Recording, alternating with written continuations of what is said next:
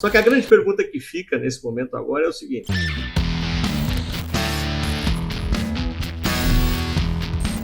olá, amigos e amigas da Focalize, sejam bem-vindos aqui ao nosso Papo da Sexta-feira, espaço onde sempre acompanhamos o que aconteceu na semana, os principais fatores, movimento dos principais ativos, e sempre tentamos projetar algo de interessante para a próxima semana, onde estão as oportunidades, e até, por que não, mais à frente, não é? E mais uma semaninha aqui no Brasil, na mão trocada. Continuamos aqui com as nossas próprias mazelas. As coisas lá fora continuam ainda andando bem. E nós na mão trocada, né? Então, nessa semana, nenhuma novidade. Eu diria que aquele repique da segunda-feira também era algo esperado, tendo em vista aquela pressão vendedora. O indicador alivia um pouco e depois começa a pressão vendedora novamente. Só que a grande pergunta que fica nesse momento agora é o seguinte: tá, o que eu faço? Compro ou vendo? Né? Hora de comprar porque ficou barato, hora de vender, cair fora, e para que não caia mais, né? Normalmente que tipo de atitude seria interessante tomar em movimentos de estresse que nem esse, tendo em vista que vários ativos parecem não dar trégua, né? Porque se a gente olha para o índice como um todo, o índice está caindo 20 e poucos por cento. Tem ativos como Petrobras, Marfrig, os próprios bancos, celulose, que volatilizaram bem menos, e como eles têm um peso bastante importante no Ibovespa, o Ibovespa acaba não representando a queda de muitos setores. Eu estava dando na média do setor de construção, está em 46%, 47%, sendo que algumas ações chegaram a cair 60%.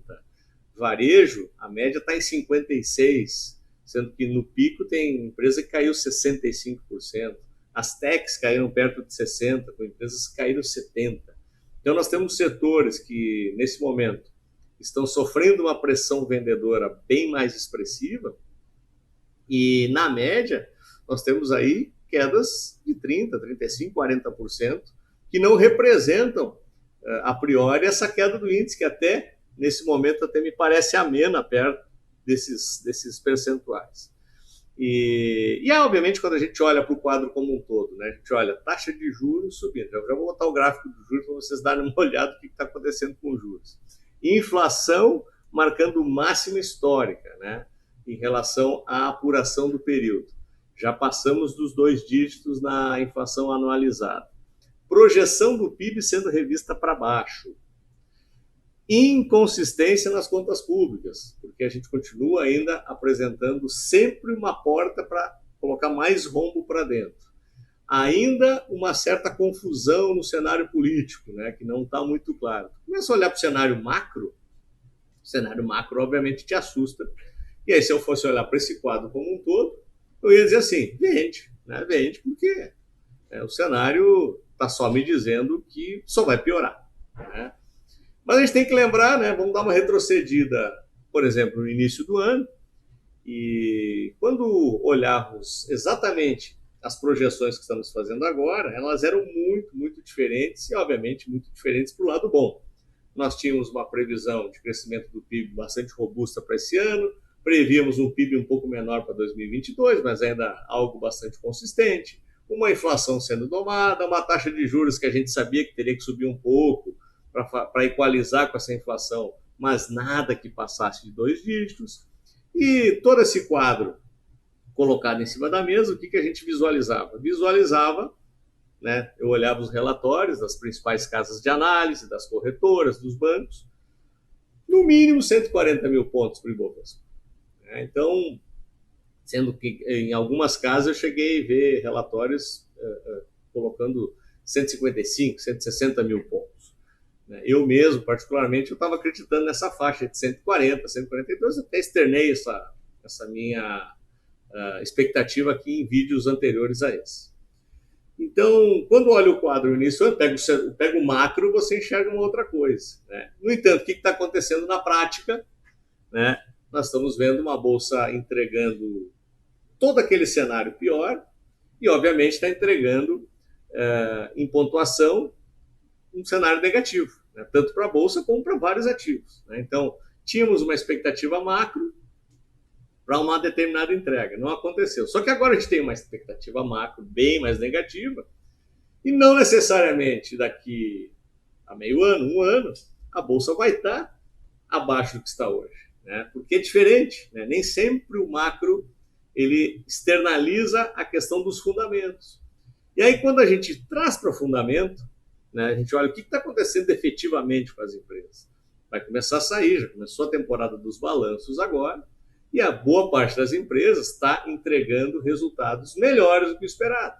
Haja visto, por exemplo, o balanço da Petrobras, que além de ter entregue números espetaculares, já antecipou uma distribuição extraordinária de 31 bilhões de dividendos. Isso vai acontecer com uma série de outras companhias. Então, quando você olha para preços altamente depreciados, mas o fundamento não está tão depreciado assim, tendo em vista que muitas vezes o fator macro hoje não vai representar o fator macro de amanhã, talvez a gente olhe para esse patamar e diga assim, cara, está começando a ficar interessante. Então, se eu fosse ter uma visão de curtíssimo prazo olhando para o macro, vende, né? Ou tipo assim, não compra. Ou quer operar no curto, opera vendido. Quer operar na compra, entra com proteção, né? Entra comprando com uma put. Né? Porque a gente nunca sabe onde é o fundo, a gente nunca sabe quando retoma o movimento de alta. Né? Se sobe, eu pego todo o movimento de alta. Se continua caindo, eu tenho ao menos um seguro, né? Eu tenho uma certa proteção. Então, nesse momento, olhando para esse quadro, para curto prazo, ou comprar com proteção de opções, ou vender a descoberta, ou seja, continuar apostando que pode cair um pouco mais. Vou mostrar o gráfico para vocês logo em seguida. Eu acho que ainda pode cair um pouquinho mais. Ou não faz nada. Né? Para quem está posicionado, muitas vezes, quero sair. Não, agora que não saiu antes, espera, porque o mercado daqui a pouco retoma, principalmente se você estiver posicionado em boas empresas. E por que eu falo isso? Quando a gente olha para o gráfico, esse aqui é o gráfico semanal do Ibovespa, estamos fechando aqui com uma mínima semanal. Lembram que na semana anterior a gente deu aquela agulhada, praticamente cumpriu o alvo do pivô de baixa, que era lá nos 102 mil pontos, e acabou recuperando. Quando abriu a semana, vou colocar o gráfico diário aqui para mostrar isso aqui para vocês. Então, olha só o que aconteceu no movimento diário. Tendo em vista aquela pressão, eu até esperava já esse repique, né? Mas, particularmente, não achei que houvesse uma pressão vendedora tão forte, porque as bolsas no exterior, elas permanecem entregando novas máximas. Vou mostrar já o gráfico da S&P aqui para vocês. E hoje, especificamente, marcamos mais um dia de máxima. Já perdi a conta se é a 56ª, 57ª. Estamos chegando perto de 60 máximas históricas no S&P, só para vocês terem uma ideia. Então, esta pressão vendedora no dia de hoje, ela se soma a uma série de fatores, mas principalmente a questão fiscal no Brasil, onde era para ter saído a votação no Congresso dos Precatórios, ela mais uma vez foi postergada para a semana que vem, já não se sabe, o governo já não sabe se tem os votos suficientes para fazer aquela equação para encaixar o benefício do Bolsa Brasil, aquela coisa toda, e continua todo esse imbróglio em relação a como a gente vai pagar essa conta. E aí, não tem outra, né? Vai dar pressão nos preços, vai dar pressão principalmente em alguns elementos como taxa de juros, porque a inflação que saiu essa semana, de novo, veio acima do esperado. Nós tínhamos tido aquele rompante de esperança na outra prévia, que veio abaixo, dessa vez veio acima novamente. Então, o dragão está solto. O Banco Central aumentou essa semana para 1,5%, já sinalizou o viés de mais 1,5% para a próxima, então o mercado já trabalha acima de 2 dígitos. Já se fala em 11,5% no fim desse ciclo, que deve se estender até o próximo ano. Aí não tem jeito, isso tem pressão sobre os preços. Você está disputando um espaço com uma renda fixa turbinada. Então, o investidor muitas vezes olha para esse quadro e diz assim, olha, tem todo esse cenário de insegurança na bolsa, né? Uma renda fixa turbinada, deixa eu deixar quieto aqui, esperar a coisa se acalmar para voltar.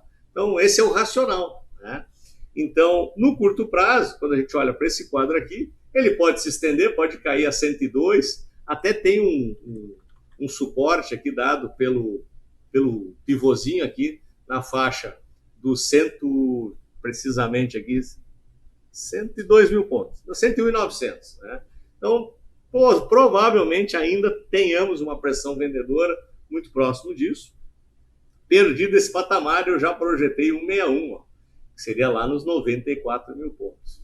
E aí seria um estrago tremendo, porque aqui provavelmente algumas ações que estão se segurando hoje, tipo Petrobras, Marfrig, que não sentiram tanto essa queda, talvez também oferecessem níveis de correção um pouco mais altos.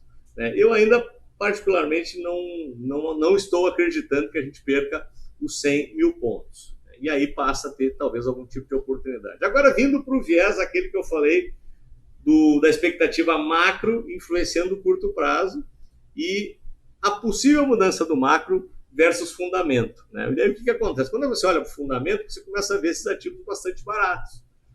E aí, se você não vai olhar para a questão da volatilidade do curtíssimo prazo, deve ter muita oportunidade de posicionamento para quem principalmente está fora, não entrou, para quem ainda tem espaço de alocar mais dinheiro na parte de risco nas suas carteiras. Porque efetivamente tem muito ativo barato. Você olha fundamento, você olha preço da ação, tem muita coisa barata. Então, quando é a hora de comprar? Quando está lá em cima ou quando está barato? Quando você compra um imóvel, você quer comprar um carro, quer comprar qualquer coisa, você sempre procura alguma oferta. Na ação não é diferente. Então, no longo prazo, talvez comece a surgir oportunidades para posicionamento. No curto prazo, tem que operar vendido, entrando rápido, saindo curto, tentando pegar volatilidade. Se quiser se posicionar para médio prazo com derivativos, conforme eu falei, com proteção, ou até mesmo operações de long and short, que aí você elimina a questão direcional. O long and short tem essa vantagem, porque não interessa se o mercado continua caindo ou se volta a subir. Interessa para você é a arbitragem, é a diferença entre os dois. E aí eu queria mostrar para vocês a taxa de juros DI 24. Deixa eu botar o DI aqui para vocês. E olha só o que aconteceu novamente com o DI nessa semana. Eu já tinha achado que estávamos aqui com um patamar bastante demasiado, aqui acima dos 11%. Chegou a bater próximo dos 13% o DI 24. Para vocês terem uma ideia, esta semana nós tivemos títulos públicos de 1 ano pré-fixado na faixa de 11,5. Ou seja, você tem um risco de PU muito baixo e uma taxa de juros bastante agressiva no curto prazo. Então, as variações, a grande oportunidade entre risco-retorno, na minha visão, estava ali entre 24 e 28, até 2, 3 semanas atrás. Eu vi essa oportunidade de migrar para mais curto ainda, para 22 a 24.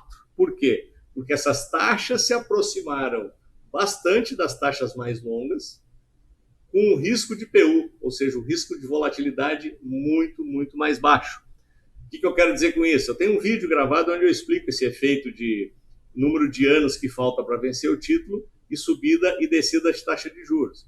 Se você compra um título 2035, 40, 55 e a taxa de juros continua subindo, o efeito no preço unitário do título, ele é para deixar o PU mais baixo. Você pode ter prejuízo se precisar sair antes.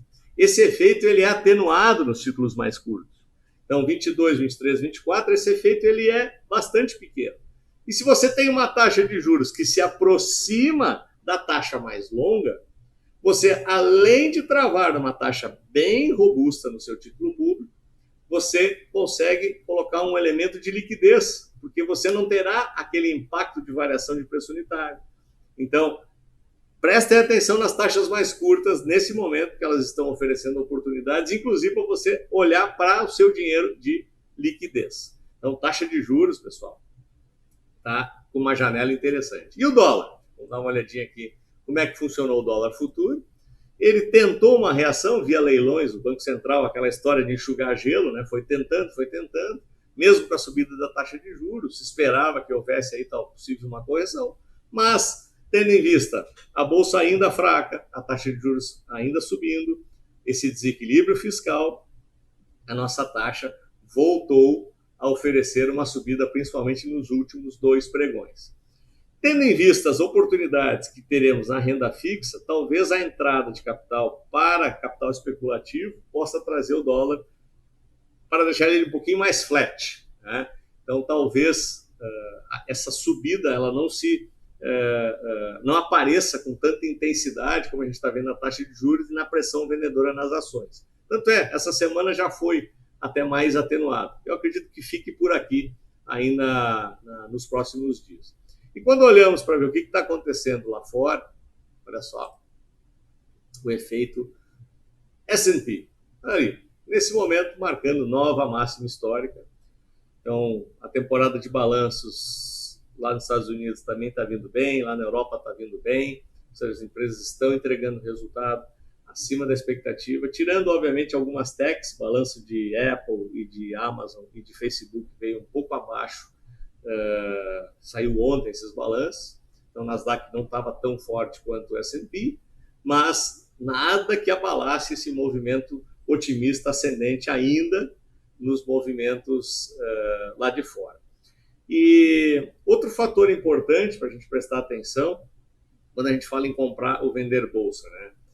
Eu estava me referindo à bolsa brasileira, né? Mas se você quiser continuar no mercado acionário, num ativo que está oferecendo alta, né, em cima de alta, nós temos ainda a oportunidade dos BDRs, são mais de 80 BDRs. A gente tem um vídeo aqui que ensina como operar BDRs no Brasil, tem a lista de todos os BDRs que vocês têm à disposição.